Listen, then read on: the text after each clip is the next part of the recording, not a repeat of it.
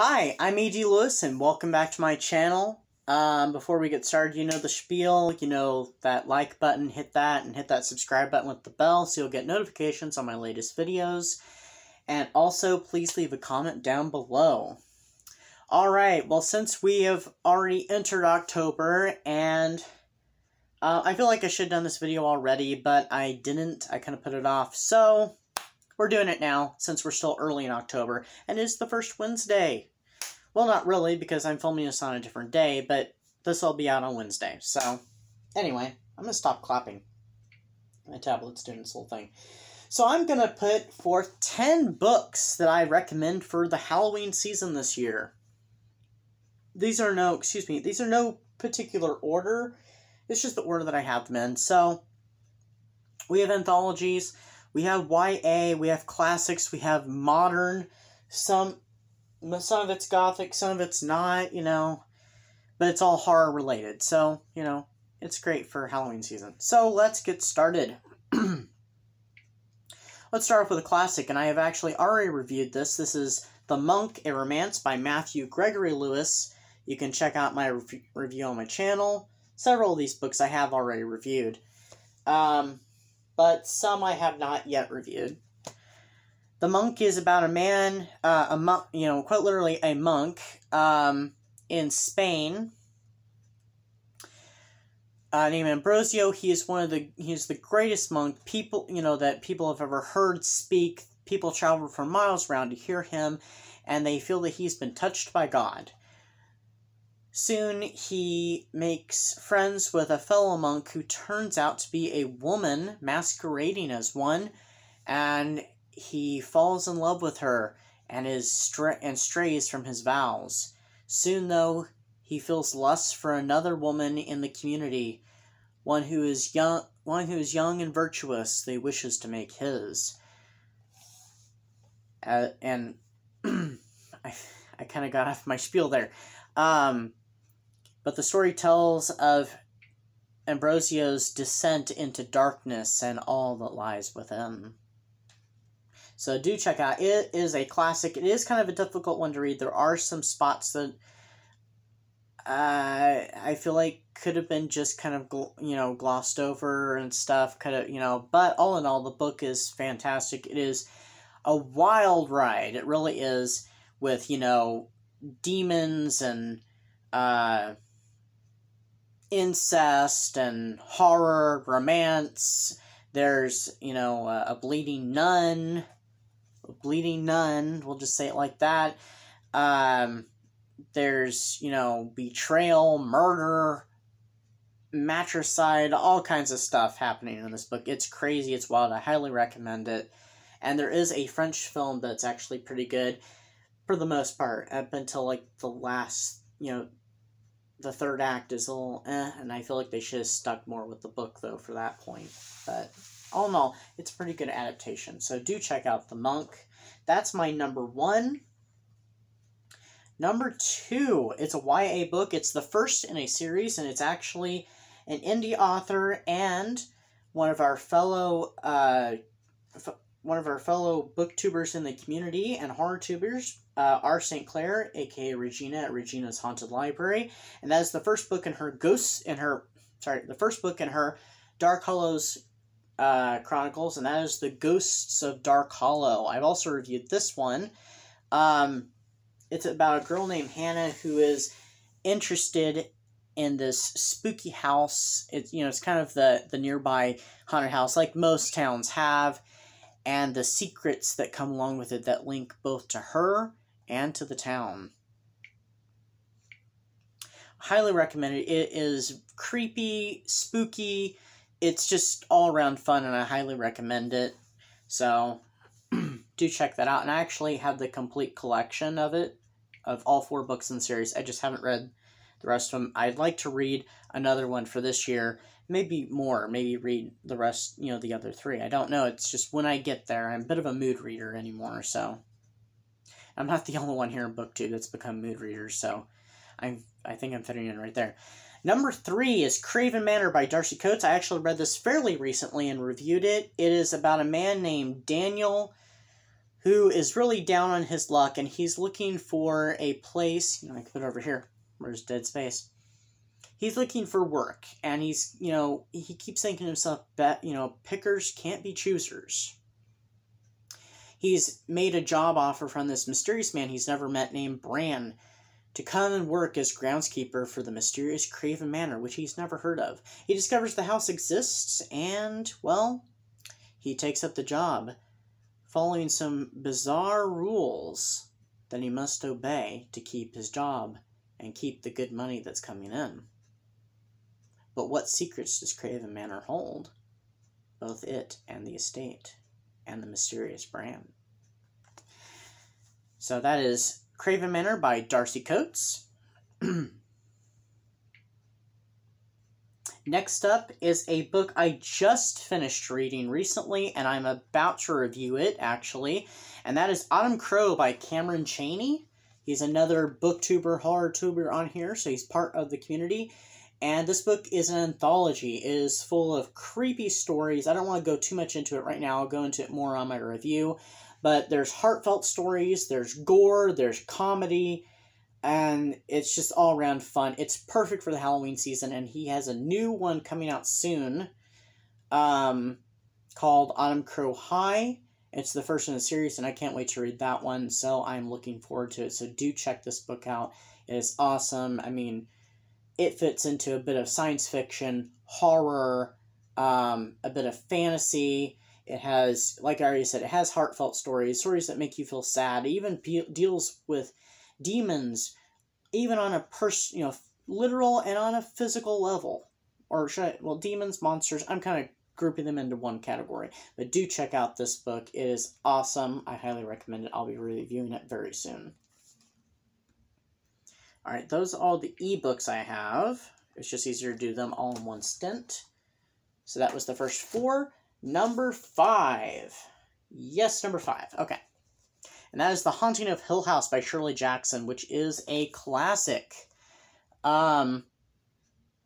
It's about a group of people who go into the mysterious Hill House to discover if it truly is haunted and to document paranormal activity. This book definitely gave me chills and stuff, as I've talked about many times before. And there's also a couple really good adaptations of this book. This book delves into not just the literal horror, but also the psychological horror. The horror of the mind and of, our own personal struggles and personal demons. Things we have to deal with, especially with the character of Eleanor, who deals with some pretty deep stuff, being very much an introverted character who gets out and goes to this Hill House hoping to have an adventure of her own. Next up is for anybody who's a fan of Dark Shadows. This book does take place at Halloween at some point, because it does have stuff leading up to Halloween, and it does have a Halloween night adventure. And it also takes place in the town of Salem. So if you're a fan of Dark Shadows, I would highly recommend you read Laura Parker's second book, The Salem Branch. It is an excellent story continuing Barnabas' struggle with the vampire curse, as he's now been cured. But now he has to deal with a woman who has moved into the old house and is restoring it, who looks a lot like Angelique, and her mysterious daughter, who has been in a mental institution recently and believes that she is a woman reincarnated from the Salem witch trials. Highly recommend this book. I love this one. This is one I've read twice, and I probably will someday read it again. It is excellent. It doesn't follow the continuity of Dark Shadows overly well, but it is still great. I first read this in high school. It was, I think, the first Dark Shadows book I ever read, and it is very good, so do check it out. Next up, we have Dracula. Now, Dracula, I have, of course, mentioned many times, and I have reviewed it. It's one that I cannot probably stop raving about. This one gave me chills. It made me a little jumpy. It made me cringe, because there's some parts. A little bit of, yeah. So, it is a tense read. It is about young Bram Stoker as he investigates, along with his siblings, their mysterious nanny from their childhood who disappeared mysteriously. They try to find her and find out her origin, as well as the mysterious Dracula.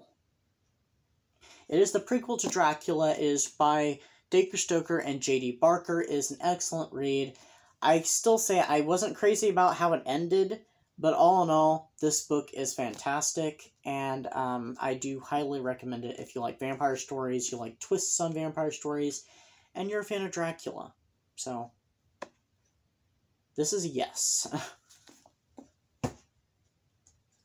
Next up is a book that I'm planning to review soon, and it is a classic. It is Frankenstein by Mary Shelley. Of course, you know, it's the story of Victor Frankenstein as he seeks to discover the secrets of life and death, trying to create life of his own. But when he does, unexpected consequences come along with the creation of something that can only be described as a monster. At least in his eyes, anyway. So, that's Mary Shelley's Frankenstein, or Frankenstein by Mary Shelley, not to be confused with the movie. So, do check that out. Alright, number 9. I'm going through this as quickly as I can. I don't want this to be a long video. Is My Friend Nick. Now, this is another one I have talked to death on here, but that's not a bad thing at all. That's an excellent thing. This is by my friend Joseph Hood. He is a great writer, My Friend Nick. It has a creepy child in it. It's about this family that have uprooted out of their hometown. They've moved to this little town of Dalton, and the father has to go away to work on a script based on his father. Sorry, it's not based on his father. It's based on a book series by his father. Sorry, that's what I meant to say. And the little girl named Emily, who's his daughter, she becomes fascinated and terrified by what she sees in the cornfield. And this mysterious, creepy boy named Nick, who's very in touch with the dark side of his own soul and tries to bring her into that same darkness. Joseph Hood actually does have another book coming out next year, the name of which actually escapes me. I've talked about it in another video. Oh, I can't remember what it's called. I'm sorry. I apologize. I cannot remember. There I am clapping again. What the name of it is, but I do plan reading that next year. That is one of my definite reads. I need to do a video at some point talking about the books I would like to read next year. Who knows if I'll get through those or not. But we have one more, and this is a book that came out last year. And it's one that I had the privilege of being part of, as well as many of us in the BookTube and HorrorTube community. It is Local Haunts, a HorrorTube anthology. It's another anthology book based around haunted locations or ghosts. You know, haunted locations and ghosts. It is a great collection with all sorts of, you know, your favorite booktubers, horror-tubers, including Cameron Chaney, R. St. Clair, author D.L. Tillery, the Mistress of Horror. Several of us are in there. I don't want to go through all the names right now, but I'm sorry that I've cut anybody out. But, you know, it has a bunch of your favorites in there, and I do highly recommend you check this book out. It was one of the best sellers last year, and it's well deserved. It has a lot of great stories in it, a lot of great talent that's gone into it, and all the proceeds go to First Book. So I highly, highly recommend you check this book out, and it has fantastic horror stories in it. And there's been several reviews here on BookTube that you can check out as well. So do check out Local Haunts. And that is my number 10. So I hope you enjoyed this, and if you have any other suggestions down below, please drop them. I could have suggested lots of other books, but these are the 10 that I chose this time around. So we'll see. Maybe next year I'll come up with another top 10 or top 5 recommended ones. But until then, well, not then, but until next time I see you, which will be on Saturday, have a great spooky season. Have a great October, and stay safe and stay spooky. So, bye-bye.